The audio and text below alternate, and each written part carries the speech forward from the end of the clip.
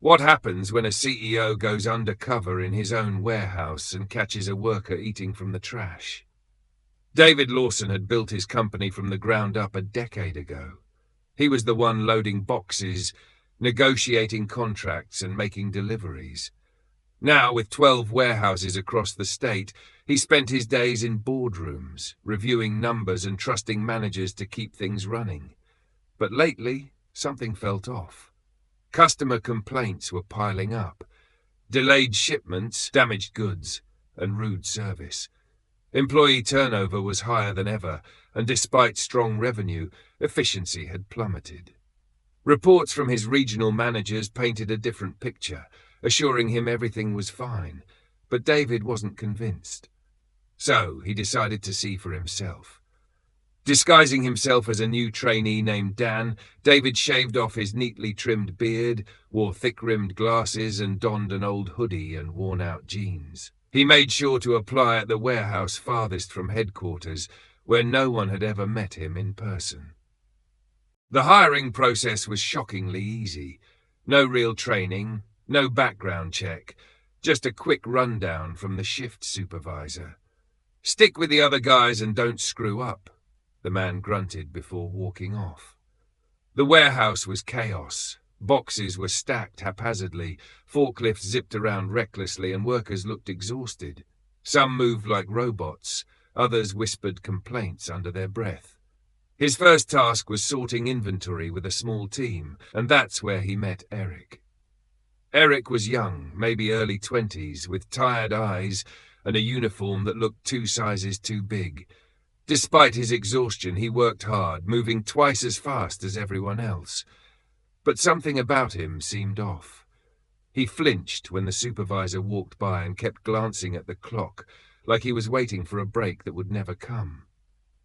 During lunch, David sat near the back, observing. Most workers brought packed meals or microwaved instant noodles, but Eric had nothing.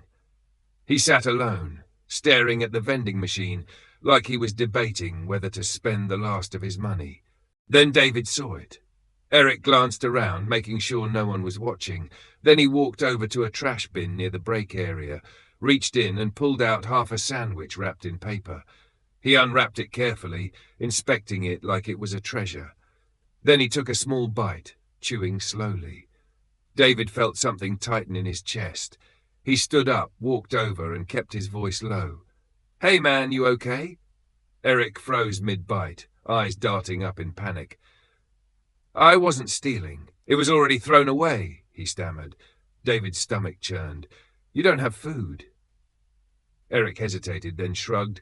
"I get paid Friday, just got to make it till then." David sat down beside him. "You don't have money for food?"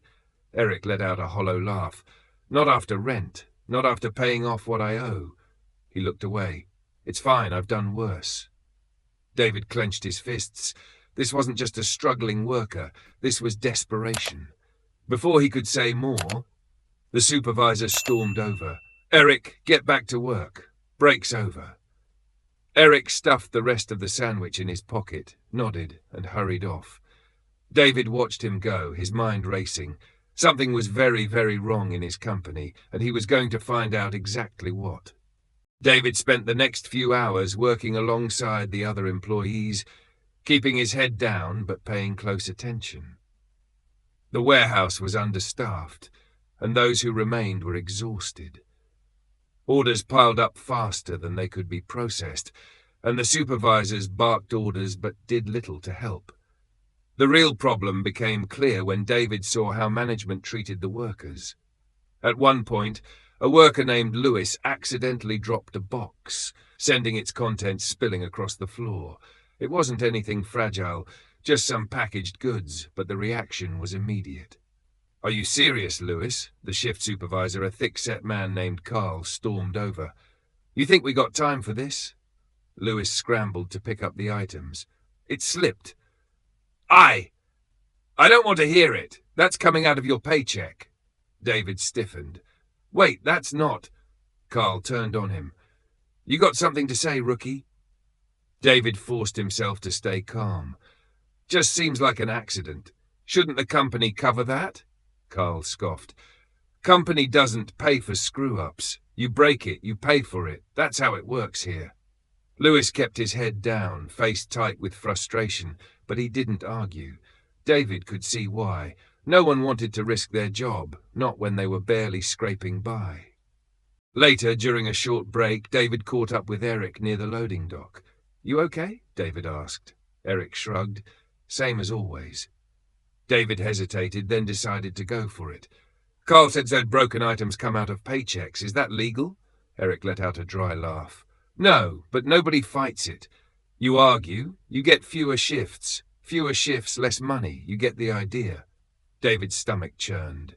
"That happened to you?" Eric didn't answer right away, then quietly, "Last month, a whole pallet got knocked over. Carl blamed me. Took half my paycheck to cover." David's jaw clenched. This wasn't just bad management. It was exploitation. He needed to see how far it went. That night, when the shift ended, David lingered in the locker area, pretending to tie his boot. Carl was near the exit, chatting with another supervisor, a lanky man named Rick. "Payroll cut again this week?" Rick asked. Carl smirked. "Yeah, told corporate we had too much overtime, so they knocked it down. Suckers will just have to work faster," Rick chuckled. "You docked Lewis for that box, damn right. Idiot needs to learn." David's fists tightened, but he forced himself to stay calm. He needed more. Later, during a short break, David caught up with Eric near the loading dock. "You okay?" David asked. Eric shrugged. "Same as always." David hesitated, then decided to go for it. "Carl said broken items come out of paychecks. Is that legal?" Eric let out a dry laugh. "No, but nobody fights it. You argue, you get fewer shifts. Fewer shifts, less money. You get the idea." David's stomach churned. "That happened to you?" Eric didn't answer right away, then quietly, "Last month, a whole pallet got knocked over. Carl blamed me. Took half my paycheck to cover." David's jaw clenched. This wasn't just bad management. It was exploitation. He needed to see how far it went. That night, when the shift ended, David lingered in the locker area, pretending to tie his boot. Carl was near the exit, chatting with another supervisor, a lanky man named Rick.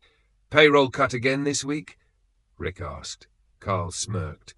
"Yeah, told corporate we had too much overtime, so they knocked it down. Suckers will just have to work faster." Rick chuckled. "You docked Lewis for that box, damn right. Idiot needs to learn." David's fists tightened, but he forced himself to stay calm. He needed more. The next day, he arrived early and found Eric near the loading dock again. The kid looked even worse than before, dark circles under his eyes. "Eric," David said carefully, "can I ask you something?" Eric sighed. "If it's about yesterday, forget it. Arguing doesn't change anything." David shook his head. "Not arguing. Just how bad is it here?" Eric studied him for a long moment, then exhaled. "You really want to know?" David nodded. Eric leaned against the wall. "So they keep us just desperate enough to stay. Hours get cut at random, so you never know what your paycheck will be. They say it's demand-based, but it's just control.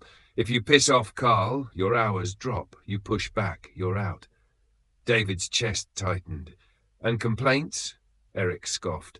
"To who? Carl? Rick? They're all the same. HR might as well talk to a wall." David's mind raced. How had this gone on so long? How had the reports from management been so wrong? Then Eric hesitated before adding, "And if you're really desperate, they'll offer you advances." David frowned. "Advances?" Eric's jaw clenched. "Loans from Carl. But the interest is brutal. You fall behind, and suddenly you owe him more than you can ever pay back. Then your hours get cut, and you're stuck." David felt his pulse quicken. This wasn't just bad management. This was a racket. Carl was running a predatory system inside David's own company, and David was going to put an end to it. David had seen enough. He couldn't let this continue. He waited until the next shift started before making his move. Instead of heading straight to the floor, he went to the small, grimy office where Carl and Rick ran things. He knocked once, then pushed the door open. Carl barely looked up from his clipboard. "What do you want?" David shut the door behind him. "We need to talk." Rick smirked. New guy's got guts. David pulled off his glasses. Then in a calm, firm voice he said, "I'm David Lawson." Carl blinked. "Who?" David let the silence stretch. Then he pulled out his phone, opened the company website, and turned the screen toward them. His own face stared back from the About Us page. Rick's smirk vanished. Carl's face lost colour. David stepped closer. "I own this company, and I've spent the last 2 days watching you bleed my employees dry." Carl stiffened. This is some kind of joke." David's voice dropped to a lethal calm. "You've been docking pay illegally, you've been cutting hours as punishment, and worst of all, you've been running a predatory loan scheme on my workers." Rick swallowed hard. David cut him off. "Save it. I've heard enough." He turned to Carl. "Give me your keys." Carl's mouth opened, then shut. His hands clenched into fists. David held out his hand. "Now." Carl yanked the keys from his belt and slapped them into David's palm. David stepped back and pocketed them. "You're done here, both of you." Carl's face twisted. "You think you can just walk in here?" And David's voice was ice. "I don't think. I know. You're fired. Security will escort you out." He pulled out his phone and made a quick call. "Get down to the warehouse now." Carl's jaw worked like he wanted to argue, but he wasn't stupid. He grabbed his bag off the desk and stormed out. Rick followed, pale and silent. David exhaled slowly, then turned to the office computer. He logged in using his master credentials. Within minutes, he had access to payroll records, shift schedules, and disciplinary reports. The patterns were clear. Carl and Rick had been manipulating the system for years. The damage deductions alone added up to tens of thousands stolen from employees. David's stomach churned. He pulled up Eric's profile. The kid's payroll history was a roller coaster of deductions, cut hours, and performance penalties. No wonder he was eating out of the trash. David clenched his jaw. Not anymore. He left the office and headed straight to the break room, where the workers were gathering for their shift. The room fell silent as he stepped inside. Eric was there, standing near the back, his eyes widened. "Wait, you're..." David nodded. "Yeah." He looked around the room. "I own this company, and I owe you all an apology." A few murmurs rippled through the group. David took a deep breath. "I went undercover because I had a feeling things weren't right. What I saw here, it was worse than I imagined." His gaze swept over them. Carl and Rick are gone, effective immediately. A stunned silence followed, then a few workers exchanged glances before breaking into cautious smiles. David wasn't done. "The illegal pay deductions stopped today. If you had money unfairly from your checks, you're getting it back. Full back pay. No exceptions." Now the murmurs turned to full conversations. Relief, disbelief, even cautious hope. David turned to Eric and pulled his wallet out and handed the kid a few hundred in cash. "Eat. No more trash. Understand?" Eric's hands shook as he took the money. His throat bobbed. "I don't know what to say." "Don't say anything. Just eat." David straightened. "And one last thing. We're restructuring this entire warehouse. New management, better scheduling, and a direct line for complaints. No more retaliation, no more fear." A few workers clapped, others nodded, smiling. David exhaled. This wasn't over. There was a lot of work ahead, but for the first time in a long while, he felt like he was finally running his company the way he should have been all along. The next morning, David arrived at the warehouse early. He wanted to see firsthand how things ran without Carl and Rick poisoning the place. The workers were cautious, unsure if the changes would really stick. Years of mistreatment didn't just disappear overnight. David understood that trust had to be rebuilt. He gathered the entire shift together before they started. "I know you've heard promises before. I know managers have said things would change, and then nothing happened. But I give you my word, this isn't just talk." A few skeptical glances, but also some nods. David continued. "Effective immediately, I'm bringing in a new warehouse manager, someone who actually cares about the workers and knows what it's like to be in your shoes. Until then, I'll be filling in myself." That got a reaction. Workers exchanged looks. A CEO running warehouse shifts? That wasn't something they'd seen before. David turned to Lewis, the worker Carl had unfairly docked pay from. "You've been here a while, right?"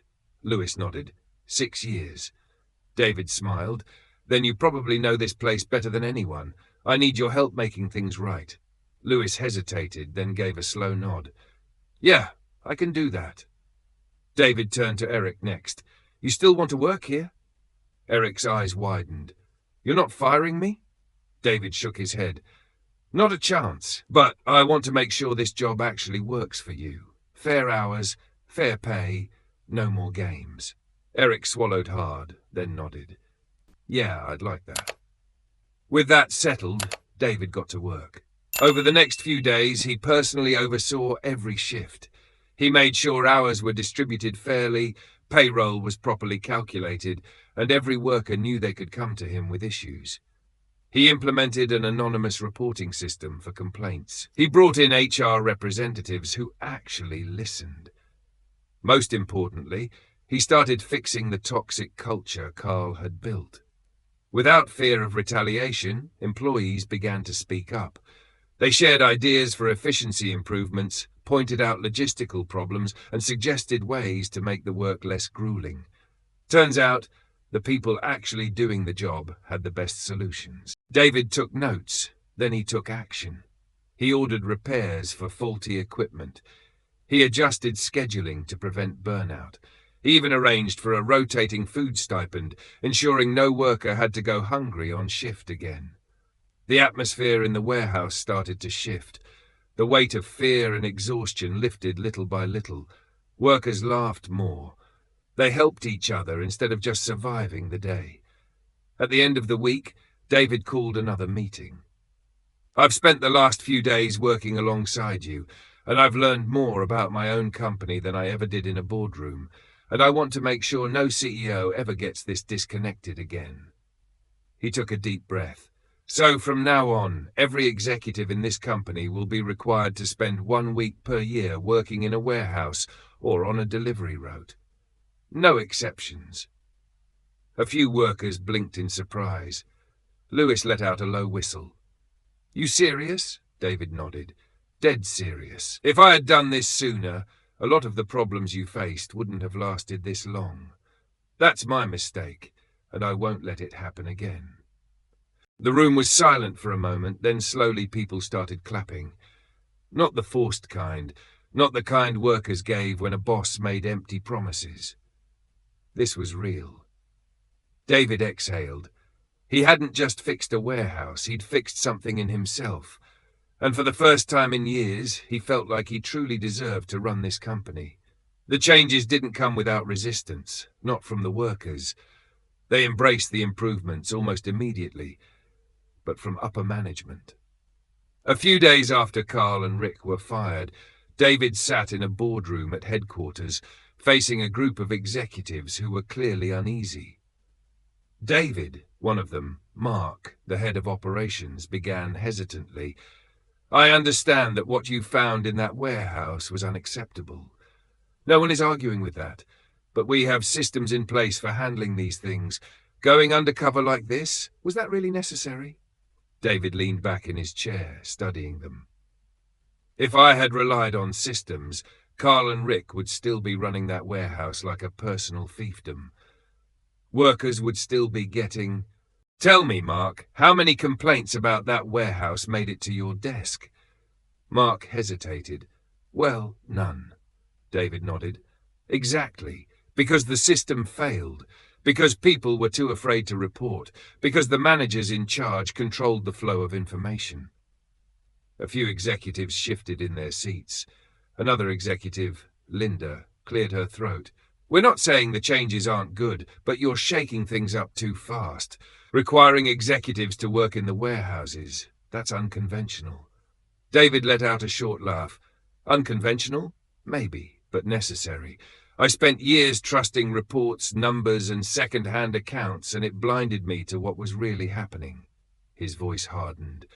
"That won't happen again. Not to me. Not to anyone else in this company." A long silence stretched across the room. Then one of the younger executives, Rachel, spoke up. "I think it's a great idea." A few heads turned. Rachel shrugged. "If we're making decisions that affect frontline workers, we should at least understand their jobs. Spending a week in their world isn't too much to ask." David smiled. "Exactly." Mark exhaled through his nose but didn't push further. The others hesitated, then nodded reluctantly. They didn't like change, but they weren't going to fight David on this. He had made up his mind. Back at the warehouse, the transformation continued. David brought in a new warehouse manager, a woman named Teresa, who had worked in logistics for years and had a reputation for fairness. She spent her first few days walking the floor, talking to workers and taking notes. Unlike Carl, she actually listened. "First thing we're changing," she told David one afternoon, "is shift planning. These guys have been overworked to the point of exhaustion. We need a better rotation system." David nodded. Do whatever it takes. He wasn't just delegating anymore, he was involved. He spent time in different warehouses, checking on conditions, talking to employees without warning middle management beforehand. He wanted to see the real picture, not the cleaned-up version.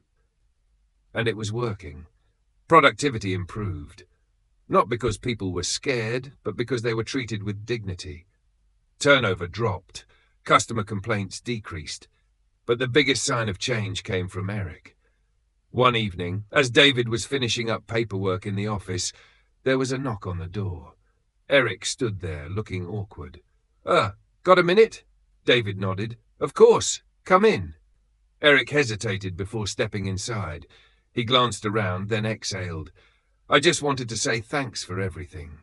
David smiled. "You don't have to thank me, Eric. I should have caught this sooner." Eric nodded, then looked down. "Still, I've never had a boss care before. Not like this." He hesitated, then added, "I was thinking, I don't want to just work here forever. I want to do more." David leaned in. "What do you have in mind?" Eric swallowed. "I want to move up, maybe into logistics, maybe even management, but like the right kind of management." David grinned. "We can make that happen."